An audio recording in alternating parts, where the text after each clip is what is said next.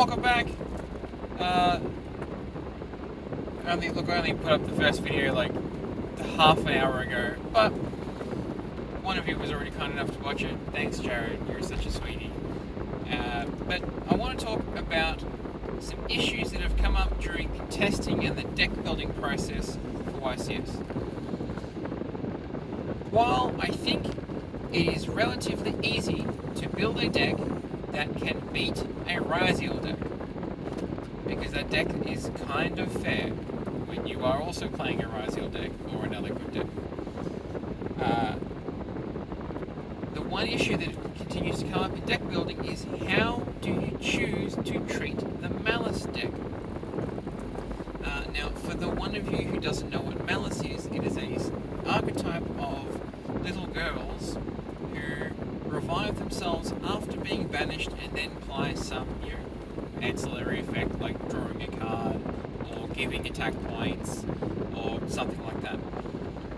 The difficulty with this deck is that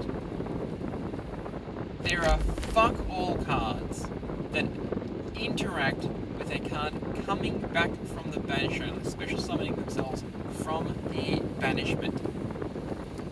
There are Dominus Impulse, which is the trap that, when played from hand, locks the user out of light, wind, and water, but most importantly light, because I know you can use dark and fire under it. And the only other card that really interacts with special summoning from the banished zone is Bolchami Meows. Now that's two possible cards that we could be playing somewhere in the main or side deck to be dealing with Malice. The problem is that those cards just don't work against other strategies. And Impulse we can't play in Ryziel. So Impulse is off the table. That leaves us exactly Molchiming Meows, which is, let's be honest, a hard-going second card that's only really going to come in sided in a Game 2 or a Game 3 scenario going second. And we're probably not going to be maining Lancia. Now, because there are so few ways to interact with cards special summoning themselves from the banished zone, or the banishment, or the banished pile, the Malice deck kind of just gets to do whatever it wants to in Game 1. Particularly when it goes first, there are very few ways that you can hand trap the monsters on the field in such a way that Malice will put up a half board or just stop altogether. Even if you negate the Dormouse or the White Rabbit or the Chessy Cat on summon, exactly one Bestial in hand is enough to still complete the entire combo. In fact, combos start in that deck with the assumption that your normal summon is being negated. So we need... and also they don't care about being Nibirued. There is a line around being Nibirued, which, even if you have Impermanent Nibiru, it still really doesn't achieve anything. The Fiendsmith Malice deck I don't really think is real. I think that just opens up more weaknesses in other places. But sometimes the Malice deck is going to want more starters than the 3 field spell, Gold Sark, Terraforming, and the between 7 and 9 Malice monsters that it can afford to play. So hand trapping it doesn't really work, because all hand trapping is going to do is expose you to talents. Now, the natural or logical conclusion that a Malice player can come to is, well, it won't be worth maining talents in my deck because it simply isn't worth hand trapping this deck and get hand trapping what I'm trying to do in Game 1. People can play generic cards like Ash, Imperm, Vela, Nibiru, Fuwalos. Now, I would argue Fuwalos is the only exception to trying to interact with the Malice monsters, but again, that doesn't interact directly with those cards coming back from the banish pile. You we're simply just trying to limit them from summoning all of their boss monsters. Because when Malice Whitebinder comes back on your turn, it is going to start banishing cards from their graveyard, which includes the White Rabbit. White Rabbit gets GWC or MTP to start banishing cards. And you just end up in a huge snowballing resource loop that becomes unmanageable to deal with. And it's very difficult to stop them from getting to that point. So you either need to find a way to turn off everything they're doing in the turn, which is why 97% of people had Lancia in their side deck at YCS Birmingham, or you need to dissuade them from making the end board that they want to via way of Fuelos or Meows. But I say there is a third option, and an option that I don't see coming up on Dueling Book, an option that I don't see people playing at YCS, and an option that almost historically, is almost historically, an option that once it starts being included in main decks as an accepted answer to what's going on in the format, people start calling it a toxic format. And that is Ghost Reaper and Winter Cherries. There are a few cards that I come back around to every single time there is a major event, and I go, how can I possibly get these cards into my deck? How can I in what scenarios could I dream up where I can make these handful of cards really, really effective? One is Ghost Reaper with Cherries, and the other is Lullaby of Obedience. And I was absolutely thrilled up to my tits in Lullabies during last YCS, when we were using Lullaby of Obedience to call Diabella Star Black Witch or Snake Eyes Poplar to continue the Snake Eyes lines. It in fact meant that we could play 46 card decks, but I digress. Ghost Reaper and Winter Cherries, for those of you who have forgotten, it is a level 3 zombie dark monster. It sits in the Ghost Sister sort of fake archetype. If your opponent controls more monsters than you do, discard this card, quick effect. At resolution, reveal one monster from your extra deck. Your opponent reveals their entire extra deck and banishes all copies of that card. This presents, I think, an interesting opportunity because there are two accepted best decks. We have Ryziel, and its many variants: Ryziel, Fiendsmith, Izariki Ryziel, Pure Ryziel, Traptrix Ryziel, and we have Malice. Now, while I appreciate that the way these Australian YCSs tend to go is that you don't really expect to play against the top two decks every single round, or can't forget Blue Eyes, I think there is a way that we can utilise this in an effective way to shut down the Malice deck in Game 1. Now, am I suggesting that we are going to main deck this card? I think if you are going to play Cherries, it's because you're risking it all and you're going to have to main deck it to catch people by surprise. The cool part about Cherries is, while it is historically seen as a going second only card, and while it is most effective going second, people forget that condition is that your opponent controls more monsters than you do. Now, let me put out a few scenarios for you. Excuse me. Burp. Excuse me. Let me paint a few scenarios for you. You're going first in Rising. You're probably getting hand trapped a couple of times. Maybe you're making a more conservative board under full loss. And you look at your hand, and you've got a couple of hand traps in there. Maybe it might be like Ash, Imperm, might be your own full loss, which is dead now. So like you're trying to slow them down before they can make a detonator. But ultimately, because Ryziel is so resistant to hand traps, you're probably not going to be able to stop them. They might even be able to do so much under a detonator, under your own detonator, that they may be able to establish their own duo drive and their own detonator. Now, I've just got a detonator on the field.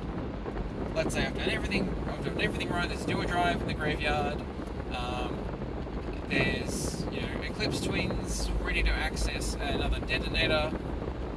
And your opponent has 2 monsters on the board. Now your opponent has 2 options. There are a few more options, but your opponent is thinking 2 pathways. Has your opponent used up enough of my negates? Has your opponent used up enough of my negates to warrant making a duo drive and that they think is going to stick? Or is my opponent going to make their own detonator to play through interruptions? I pitch to you this idea. Now that they have 2 level 4 monsters in the field, you can now activate Ghost Reaper and Winter Cherries. You can reveal Duo Drive or Detonator, depending on what you want to keep them off of. It might depend on what other hand traps you have or what your set cards are. But if you cut them off of their own detonator, what exactly is their recourse for the rest of that game? What monster are they going to make that is ever going to be bigger than a detonator? Now your detonator will be firmly in rotation. Your Cherries doesn't take out that detonator, it leaves it in your deck. So your opponent may only have access to Duo Drive or the other forms of sort of generic removal throughout the game. If they start with X, you do need to worry about the Mitsurugi cards with King of the Feral Imps, but you probably had some hand traps. Maybe you're playing Droll. You're avoiding them putting their boss monster on the field. So if you take all of their boss monster out of the extra deck when they have exactly 1 more monster than you do, I don't know what exactly they're going to be able to do to contest your 1 detonator for the rest of the game. Even if your detonator isn't doing anything, they have to now make awkward plays into like Castell or Bagruska to try and get rid of it. And there's no way for them to get the detonators back into their deck. Plugin can't revive them, untouched by Emerald or Cross. And so I think that's a way to turn a weak hand or a weak half board into a scenario where your opponent now can't out your boss monster. It might as well be a Towers monster with how big it is going to be compared to the rest of your opponent's cards. It does force them into the line of Duo Drive, which is perfectly fine, because I'm hoping at that stage that you've avoided using any of your interruptions, and now you can, let's say your opponent goes normal ice, summon X, search sword. Okay, I will activate Cherries, call detonator. Your opponent now can't send. Your opponent now has a really awkward X Ryziel later in the turn because they now can't really send twins and they can't really send another copy of Duo Drive for fear that those may be their only copies. Like they're not going to be able to get back around to those cards, and there's no real point recurring Eclipse Twins when there's no detonator in the graveyard, no access to detonator. If your opponent starts with X, sending Duo Drive, again you hit detonator. If your opponent starts X, sending detonator, well then maybe you can hit Duo Drive. Again, it's very difficult to get access back to that detonator even if they send it to the graveyard, because no one is ever expecting their Duo Drive to stick. Let's talk about the other variants of Ryziel. We could absolutely be signing, we could absolutely put a copy of Freedsmith Requiem in the deck, because if your opponent goes, the respected and understood version of the Fiendsmith combo by normal summoning ice, special X, make Exciton, all of a sudden you're now activating Cherries, revealing Requiem. What is your Exciton doing? Their Exciton is essentially going to be material to detach from Duo Drive, so that the monsters can remain bigger. Or, again, Detonator is the most terrifying thing about that deck. You can probably still just banish Detonator. A lot of creative ways to play into that matchup. Now with Mitsurugi, it is a little challenging. Now whether Mitsurugi will maintain or reduce in popularity approaching the YCS, I'm not too sure. I really like the deck, but that's because you can just do Ritual, Spell, Summon Monster, Unga Bunga, blow up the board, tax your opponent every turn. Love that way to play the game. But it's not for everyone. But if you play that without all the Nidia Servant stuff, you now effectively have a way to punish your opponent for having a tight extra deck and leaving them very few options. Tell me what the pure Rising deck is doing without Detonator. Hell, if you are afraid, if you look at your hand and go, I've got the biggest ritual heavy hand of all time, you just go ahead and Cherries Dweller. It's pretty simple, and you can even do that against the Mermail deck if you had to. It's not ideal, but you could certainly do that against the Mermail deck if that's going to be their pathway. The Mermail deck has its own problems, but we'll talk about that later. But let's bring this back to Malice. Now, again, the main problem with Malice is that we don't really have a way to interact with the monsters being revived from the Banish Zone. I argue that if you were to activate Cherries, discard and call Malice White Binder, again, you have to have a copy of that card in your extra deck to show your opponent. If you take them off of White Binder, they now no longer get an additional draw during their turn, which could potentially be a Bestial or a Hand Trap. More afraid of the Bestials, I'll be honest. They cannot set a Malice Trap card for free, which is usually the GWC to interact with you on your turn. They cannot recur the White Binder on your turn, so they can set another trap with White Rabbit, or they can summon Red Ransom. So it really leaves them in a tricky position, because now what does their end board look like? Well, they'll probably have gone through Red Ransom. They'll have banished that, summoned it back. They'll have that and two Malice monsters on the board. Maybe even the Link Decoder. You Cherries to banish the White Binder, and now they can go into Griffin. Can they go into even a Griffin or Barbecue at that point? What do they have? They've got 2 level 1 Cyberses and 3.